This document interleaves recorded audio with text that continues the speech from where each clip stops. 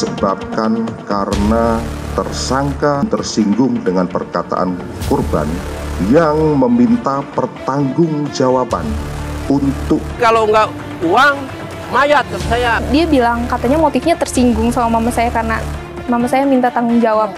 Tapi kan di situ dia ngambil uangnya juga. Ini bukan pembunuhan berencana.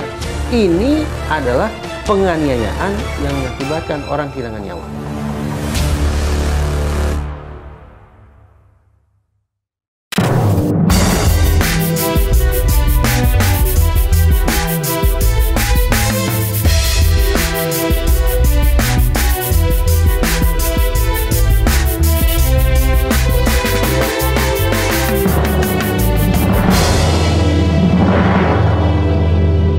Sebuah koper misterius ditemukan oleh warga di pinggir Jalan Inspeksi Kalimalang, Cikarang Barat, Bekasi, Jawa Barat pada tanggal 25 April 2024 lalu.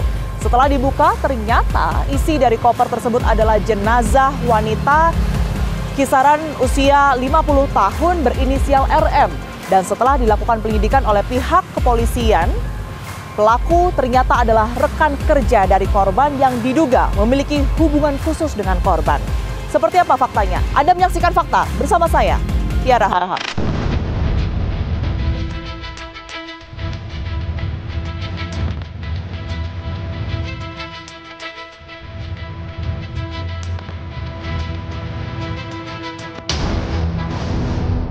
Dari hasil rilis kepolisian diketahui setelah melakukan pembunuhan di tanggal 24 April 2024, pelaku pun tidak lama setelah itu langsung terbang ke Palembang untuk kembali ke rumahnya.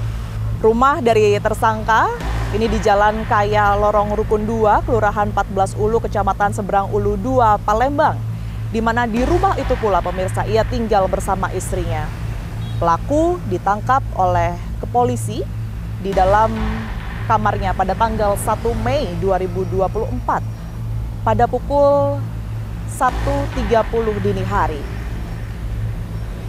Barulah setelah dilakukan pemeriksaan atau interogasi secara singkat di rumah pelaku, ia digiring keluar rumah. Anda bisa lihat tidak ada perlawanan juga dari Arif ataupun juga tersangka dari pembunuhan wanita yang jenazahnya ditemukan di Jalan Inspeksi Kalimalang, Bekasi. Lalu pelaku ini dibawa ke Polsek Seberang Ulu, Palembang, dan diterbangkan ke Jakarta untuk penyidikan lebih lanjut.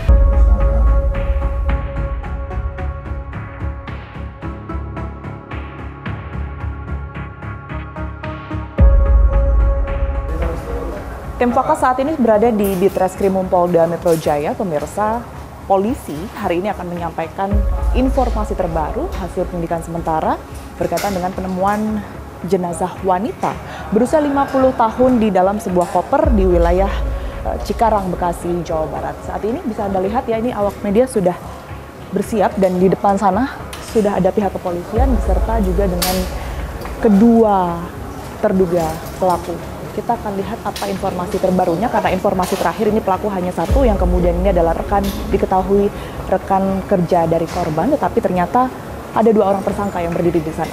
Kita temukan faktanya.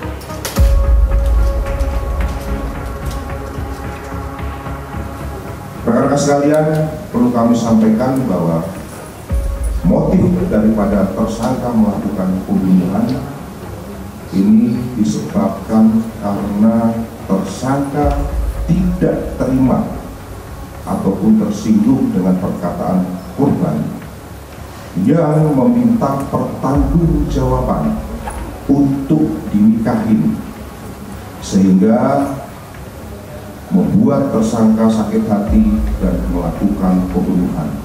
Kemudian tersangka menjawab, "Kamu pinjam uang setoran ini, nanti kita nikah." Namun korban menolak. Kemudian tersangka bertanya, "Mau dinikahin atau tidak?" Kemudian korban menyatakan, "Tapi kalau takut pakai uang perusahaan." Artinya korban menjelaskan kalau mau dinikahin ya takut pakai uang perusahaan. Tersangka menjawab, "Saya akan tanggung jawab kalau ada apa-apa dalam perusahaan ini, karena posisi posisinya mungkin sebagai auditor, barangkali ini bisa membuat laporan di perusahaan yang mungkin bisa dikondisikan oleh si tersangka. Akhirnya korban menjawab, ngapain ngurusin yang kayak gini? Saya nggak ikut-ikut, saya mau setor uang, ngapain auditor kayak kamu, brengsek. Nah, perkataan itulah yang mungkin menyulut emosi daripada tersangka, yang selanjutnya tersangka melakukan ataupun membenturkan kepala korban sehingga korban pingsan dan dilakukan disekap mulutnya, selanjutnya dicekik selama kurang lebih 10 menit. Di BTKB tersangka AARM ini bertemu dengan korban, kemudian berbincang-bincang dan mengajak korban bertemu di luar BTKB. Kemudian secara terpisah korban dan tersangka meninggalkan BTKB. Setelah itu di luar BTKB, tidak jauh jarak dari BTKB, mereka bertemu, mengendarai kendaraan roda 2 milik korban menuju ke Hotel Zodiac. Di Hotel Zodiac, tersangka AARM dan korban sempat melakukan hubungan badan, hubungan suami istri.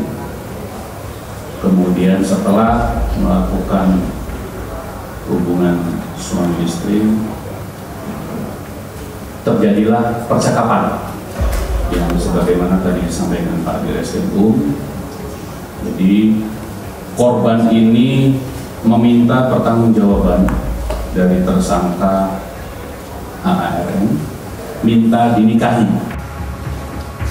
Ya, ini pihak kepolisian baru saja menyampaikan rilis ya berkaitan dengan penemuan mayat di dalam koper. Saat ini akan menunjukkan barang bukti yang sudah berada di satu meja, termasuk di dalam koper, termasuk koper yang sudah digunakan untuk menyimpan jenazah tersebut, maksud kami.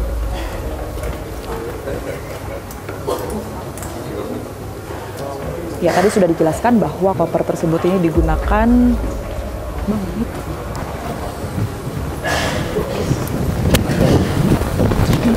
Arif.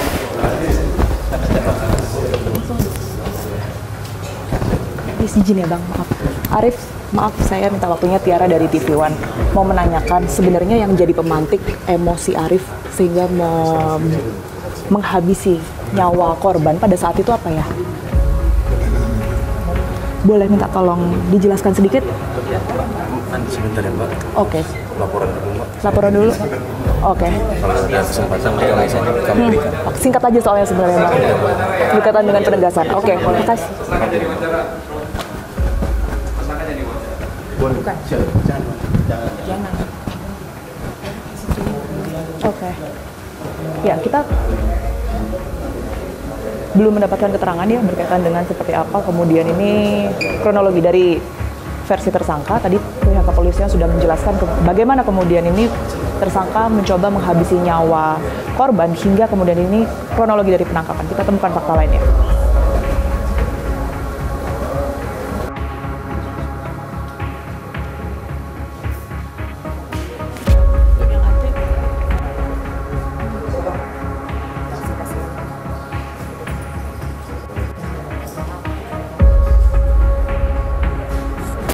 Oke, kita akan langsung tanyakan bagaimana kemudian ini kronologi jelasnya ya. Bang Gogo, ini seperti apa kemudian ini pihak kepolisian pada akhirnya mendapatkan informasi bahwa di dalam koper tersebut ini isinya adalah jenazah wanita 50 tahun tersebut yang kemudian berinisial R. Oke, jadi pada jam 8 pagi di tanggal 25 April kita mendapatkan laporan dari tukang sampah yang mau itu kan area pembuangan jenazah ini, koper ini itu area sampah. Jadi ya tukang sampah mau ngambil koper kok berat gitu ya, namanya mungkin dia ngecek terus kok diduga kok ada kayak tangan perempuan. Oke, apa yang kemudian dilakukan di lingkup Polsek ini, Bang? Ya, kami melaksanakan olah TKP bersama secara langsung bersama Satuan Reskrim, tim identifikasi ya untuk mengecek TKP, sekitaran TKP apakah ada bukti-bukti lain yang ditinggalkan. Oke, baik. Ini yang kemudian ini perlu ditekankan atau dijelaskan kembali. Ini kan adalah mengenai motif, karena banyak yang bingung ini sebenarnya tujuannya mau ngerampok uang yang 43 juta itu atau kemudian ini ada motif asmara di sini sebenarnya. Nah, pendalaman dari pihak kepolisian sendiri seperti apa? Baik, jadi fakta yang kita temukan sampai saat ini yaitu motifnya adalah asmara.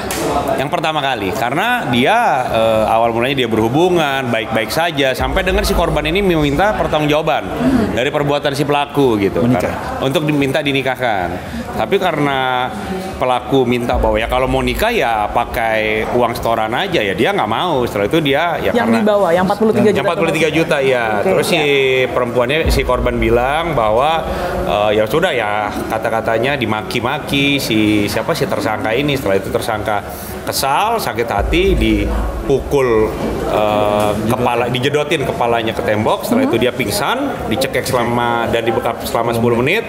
Setelah itu meninggal, baru ya ada uang itu diambil. Jadi motif pertamanya adalah sakit hati dan asmara ditambah dengan pencuriannya ekonomi, seperti itu. Oke, tapi sementara memang dari kepolisian menyimpulkan ini tidak pembunuhan berencana, bukan pembunuhan berencana, karena koper pun dia beli setelah melakukan pembunuhan. Itu pun dia beli koper juga 2 kali, yang pertama tidak muat, yang kedua baru muat, seperti itu. Gitu. Jadi ya terjadi kebingungan dan kepanikan di sana. Panik sempat. Ya.